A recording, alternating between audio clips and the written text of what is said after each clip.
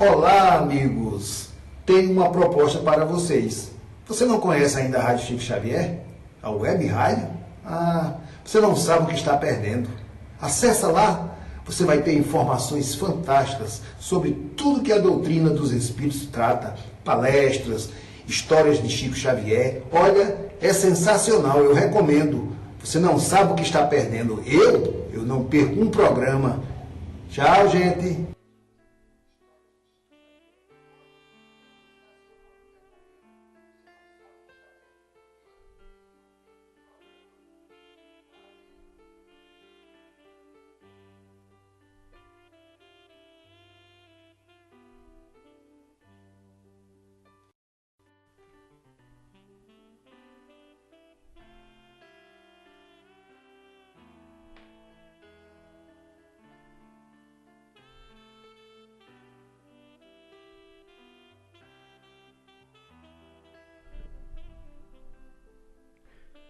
Uma boa noite, meus queridos amigos, irmãos e irmãs.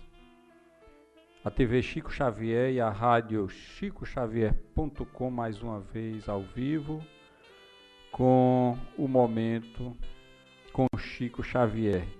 Programa este que fazemos com muita alegria porque é destinado justamente a falar, a contar, a fazer reflexões sobre a vida deste grande homem, deste grande espírito que esteve entre nós e agora se encontra na pátria espiritual e com certeza trabalhando, e trabalhando muito para que de alguma forma possa sempre nos ajudar. Queremos dar uma boa noite a Luiz de Castilho, a Daniele, muita paz, a Sônia Dutra, a nosso querido irmão Agemiro, companheiro dos caravaneiros do Evangelho, a Érica Nóbrega, muita paz, a Ana Maria, e convidar a todos para que possam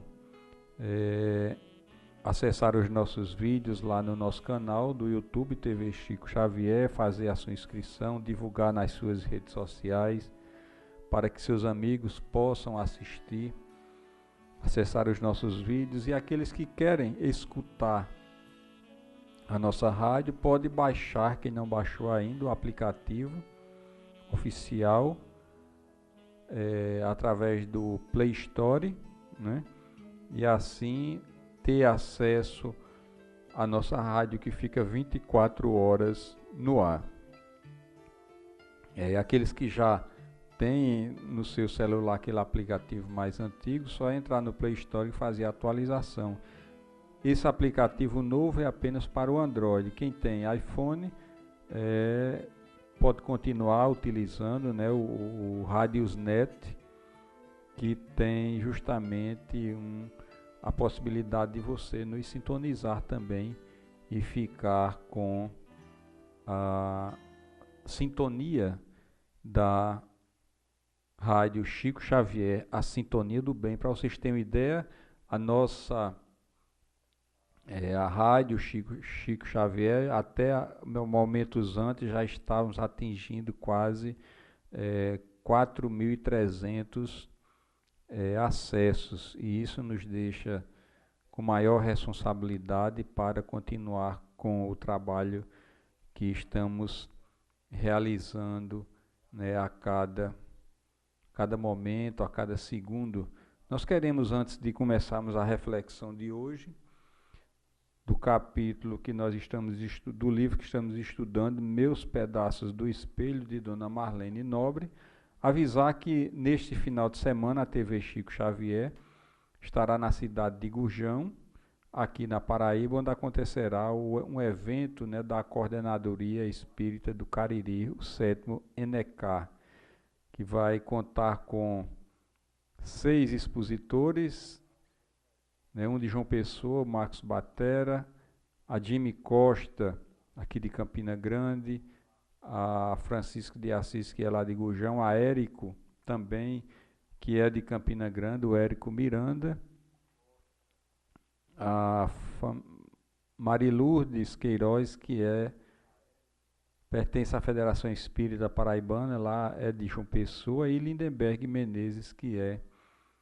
de Pernambuco. Esse evento começará no dia 22, no sábado, a partir das 9 horas, né, e 30 minutos, está marcado para a primeira palestra, e estaremos fazendo a cobertura deste evento,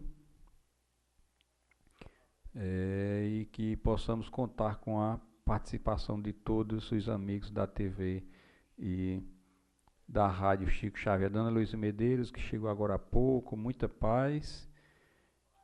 E vamos às reflexões de hoje. E o capítulo é Um Grande Trabalhador.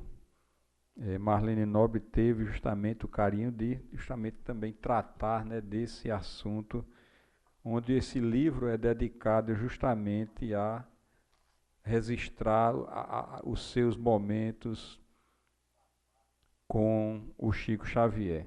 E ela começa dizendo, segundo o próprio testemunho, Chico Xavier iniciou a experiência do trabalho na Fazenda Modelo em 1933.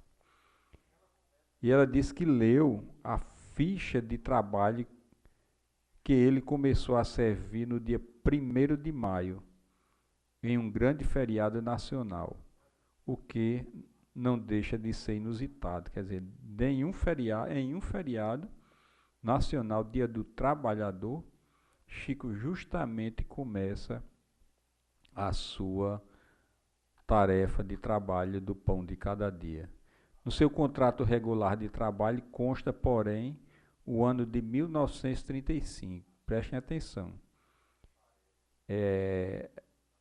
A ficha, né, de trabalho está registrada em 1933 e a carteira, o contrato de trabalho apenas registra 1935 como o início de suas funções. Durante esses 2 anos, de 33 a 35, ele conciliara os 2 serviços nas horas que lhe restavam do expediente na Fazenda Modelo. Trabalhava no armazém do seu Jucá, embora nada recebesse por sua função, porque o armazém estava falido. Então não foi nada fácil, né, a vida inicial de Chico. Na entrevista com Lico, Manuel Diniz me deu, em 1977, na entrevista de Lico, ele afirmou que o médio se mudou para Uberaba a conselho médico, transferindo-se para antes mesmo de se aposentar. Ele foi para lá no princípio de 59 e aposentou-se em 61. Como lá havia órgão do Ministério da Cultura, como o Parque Fernando Costa, ele pôde continuar o trabalho antes de se aposentar. Lico, como as demais pessoas que conviveram com o médium, ressaltou os traços mais importantes da vida dele, como sempre, a humildade e o espírito de trabalho.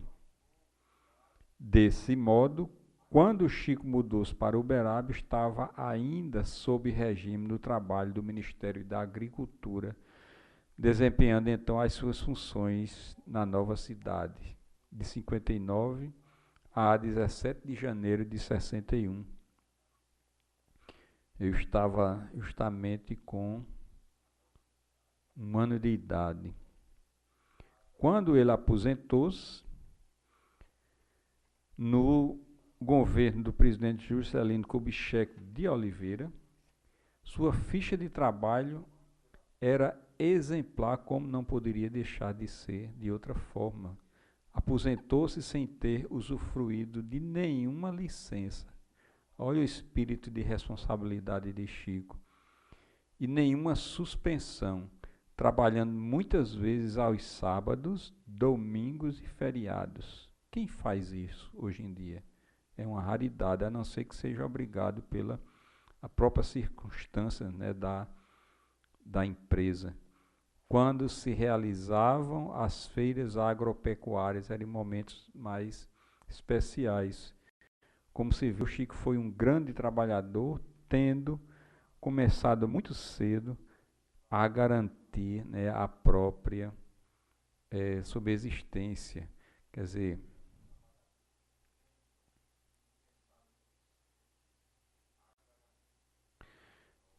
Daniela, graças a Deus que você começou. Seja bem-vinda, que Jesus abençoe a você, toda a sua família e o seu lar. Fernanda Cunha, que está aqui conosco também. Muita paz, muita luz. A Cláudia Mota, a Maria Penha, que é companheira lá do Corrente de Esperança. Muita paz. Estamos justamente, a vocês que chegaram agora há pouco, falando do capítulo Um Grande Trabalhador, onde Marlene Nobre se refere justamente à vida, né, do trabalho, né, que Chico se dedicou ao Ministério da Agricultura, como também no período um paralelo com onde ele dividia justamente o trabalho, as horas vagas, num armazém. Só que nesse armazém era falido e ele não recebia nada. E uma observação, ele começou o seu primeiro dia de trabalho justamente em um feriado. E foi justamente o feriado do trabalhador, dia 1º de maio de 1933. Né? Aí já os patrões violando aí a lei, né, do Dia do Trabalhador. E a vida de Chico, como ela fala, foi exemplar. Nunca se utilizou justamente da licença que ele poderia ter e não aconteceu nenhuma suspensão durante a sua vida de trabalho, do sustento, dando mais uma vez aí o exemplo, né, a todos nós, né, de dedicação nas atividades profissionais, né? E ele era um funcionário público e que realmente deixou o seu exemplo, né, mostrando como se deve realizar as tarefas. Hoje nós encontramos temos amigos que hoje aposentados, mas que tiveram a vida dedicada justamente à carreira no serviço público e cumpriram as suas missões e até além dela, né, né, enquanto ainda encontramos um aparelho, né, governamental, serviço público muito aquém daquilo que poderia ser oferecido, mas estamos em um processo de todos nós, de evolução, de despertar para a vida, e quando a tendência ao longo dos anos, isso pode ser daqui a amanhã ou daqui a muitos anos, mas a estrutura da sociedade ela tende a se organizar, né? O aparelho público tendo que oferecer um serviço de qualidade, mas também oferecendo aos funcionários a capacidade e a condição de trabalhar, e a próprio corpo de trabalhadores, funcionários públicos, também cumprindo as suas missões dentro da ética. E uma coisa bem interessante que chegou à minha mente agora é que, porque nós clamamos muito pela questão da transformação dos serviços, vamos colocar no nosso caso, do serviço público, né? E também uma transformação, uma evolução da sociedade. E nós sabemos que isso não acontece de uma hora para outra. Esse processo de mudança é muito lento, né? Mas o que eu venho já fazendo percepções ao longo de alguns anos é que nós vamos puxar a sardinha, né, justamente para a nossa sardinha, né, para o nosso barco. Existem muitos espíritas exercendo funções de trabalho na vida pública, eu digo assim, trabalhando em universidades federais, estaduais, em órgãos outros, e que esses trabalhadores, esses funcionários são trabalhadores exemplares, né? Seja na área jurídica, seja na área pública, seja em outras áreas, e percebemos que na área médica, na área de saúde também, e o que nós percebemos nas nossas observações, que esses trabalhos com estes são trabalhos realmente exemplares, dedicados para cumprir aquilo ao qual eles foram contratados, às vezes, em algumas situações, né, não obstante a questão dos vencimentos serem justamente muito abaixo do nível que poderia ser melhor remunerado, mas eles trabalham e cumprem na ética. Então é justamente nessa vertente que a sociedade vai começar a ter uma mudança significativa ao longo do tempo, né? Não vai assim de uma hora para outra, em passe de mágica, de milagre, já que milagre não existe, mudar tudo. Mas é justamente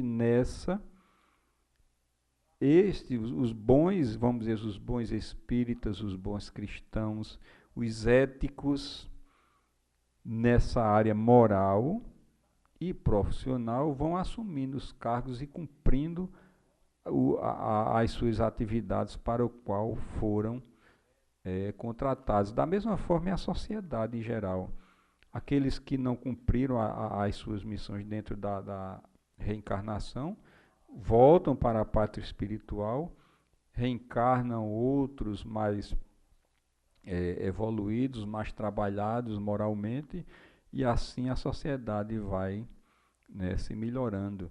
É claro que isso é muito lento, muitos espíritos estão tendo as suas últimas oportunidades de aproveitar a reencarnação para que possam ter a oportunidade de retornar à Terra, já que está havendo esse processo de mudança, né, no planeta, e aqueles que não comportarem justamente a estrutura moral dessa mudança vão para outros planetas mais atrasados do que o nosso, né? Por isso que nós vemos a sociedade hoje num clima tão de insegurança, mas que nós sabemos que o bem hoje é muito mais constante do que o mal, né? Aparentemente o mal impera hoje na sociedade, mas nós sabemos que isso é uma ilusão, porque o bem realmente está sendo praticado na sua acepção da palavra. E Chico teria que ser um exemplo também nessa área da subsistência, porque ele deu o seu exemplo, né? E dedicou-se à sua vida profissional só quando, apesar disto, ele nas horas vagas, ele aproveitava para fazer o trabalho espírita. É por isso que na doutrina espírita não existe aquela hierarquia sacerdotal, não existe aqueles que recebem a remuneração mensal para pregar ou falar de Jesus e falar do Evangelho, porque se recebemos de graça, então devemos doar e fazer essa parte espiritual justamente de graça. E cabe a nós, justamente, cuidar do nosso sustento material. Só quando ele se aposentou, aí ele integralmente se dedicou à vida de caridade e à vida da divulgação da doutrina espírita, como muitos amigos hoje fazem, né, esse papel já que se aposentou, então se dedicar à vida, à divulgação da doutrina espírita. E Chico foi esse exemplo. Até nesse momento, né, ele, do trabalho de subsistência, ele soube dedicar e não... Até usava desculpas de que ia fazer alguma coisa fora do seu trabalho, na instituição espírita, na caridade, não. Ele cumpriu a sua missão de trabalhador e servidor do Ministério da Agricultura, e quando se aposentou, aí ele dedicou-se integralmente ao trabalho de divulgação da doutrina espírita. Então é muito interessante isso, porque nós precisamos seguir esse exemplo, né? Nós temos e sabemos que isso é capaz de ser realizado porque ele fez. Por que nós não conseguimos? Porque essa parte do trabalho de subsistência é uma obrigação nossa, e é uma obrigação nossa com o conhecimento espírita que temos de desempenhar bem o papel ao qual nós fomos contratados, não obstante, às vezes, em algumas profissões, os salários do governo é muito aquém, haja vista justamente os nossos professores que realmente são os heróis da pátria, que se dedicam, além daquele horário normal na escola, ainda tem que levar atividades, porque nós sabemos que o professor se dedica também e tem as suas tarefas de planejamento, de correção de prova e outras tarefas, correções já no campo acadêmico das universidades, as correções de TCC, trabalhos e publicações e tudo mais. Então, só é aquele horário específico, né? E o que nós precisamos esperar é que nas esferas governamentais, homens de bem, né, homens dentro de uma ética moral cristã, possa assumir este país. Queremos dizer aí que não queremos dizer que devemos usar a religião, no caso nosso, a doutrina espírita que nós seguimos, ou as outras, aqueles que seguem outras religiões, que devem usar a religião como trampolim para conseguir um cargo público. Porque aí estarei infringindo de forma muito drástica, justamente, vamos dizer assim, a moral, né? A moral. Se o indivíduo se dedicou a cumprir, a divulgar a doutrina espírita, ele saiba separar as duas coisas, a doutrina espírita e a vida pessoal, né?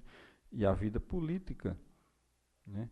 Isso é claro, na prática, eu falo isso porque na prática eu consigo fazer isso, que eu gosto dessa área da política, mas é separada. Mas a estrutura moral da doutrina espírita deve ficar dentro de nós e pautar a nossa vida onde quer que nós estejamos.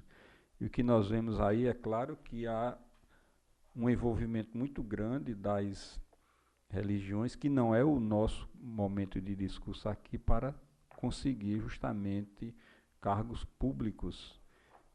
E é preciso que nas esferas governamentais, que homens de bem, né? Lembra daquela parte do Evangelho, segundo o Espiritismo, o homem de bem, aquele Evangelho, aquela parte é belíssima, é uma verdadeira aula e roteiro. Então precisa desses homens de bem alcançar o poder, a administração pública, para que possam gerir as nossas receitas, né, as receitas dos impostos que pagamos dentro de uma ética, né, dentro da justiça.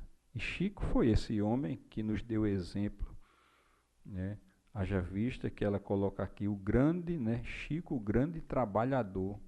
E Marlene Nobre registrou muito bem essa passagem de Chico nessa área, até o momento em que ele se aposentou e se dedicou ao trabalho de divulgação da doutrina espírita com seu integral tempo, e usava até além, porque poucas horas ele dormia durante o dia, né? E as reuniões tinha hora para começar, agora para terminar não tinha, né? E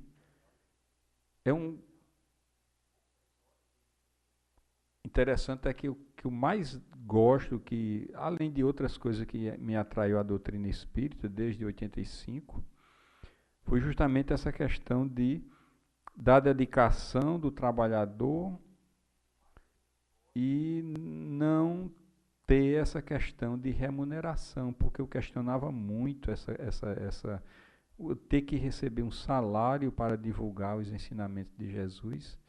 Era meio inconcebível assim na minha cabeça desde sempre.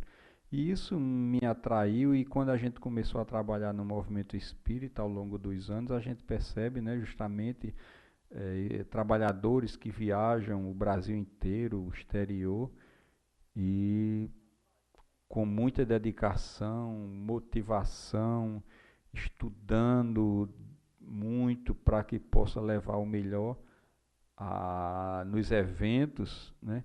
Isso é fantástico, né? E é assim que deveria ser em todas as escolas religiosas, mas como nós sabemos que a doutrina espírita não vai ser a religião do futuro, né? Isso também eu acho belíssimo.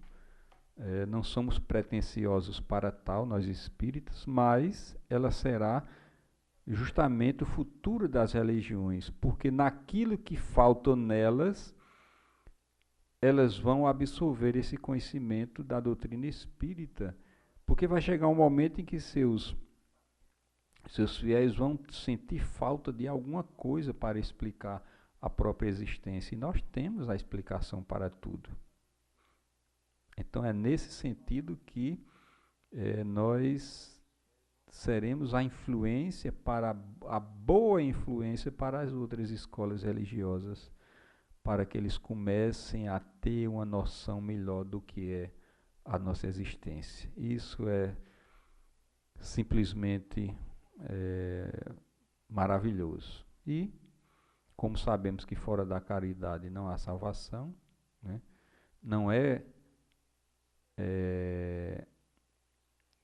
com Jesus, o Jesus que vai nos salvar, porque se nós ficarmos sentados esperando, ou no final da vida se arrepender apenas imaginando que esse arrependimento vai nos trazer a salvação, nós sabemos que isso não existe, porque é dentro do trabalho persistente, consistente e no esforço constante para vencer as más inclinações que nós iremos, assim sendo considerados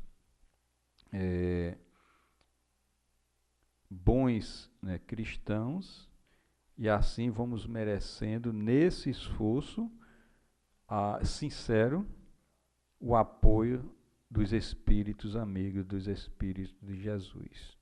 Estou encerrando as atividades da noite de hoje. Queremos agradecer a oportunidade de estarmos juntos aqui, agradecendo a oportunidade de todos.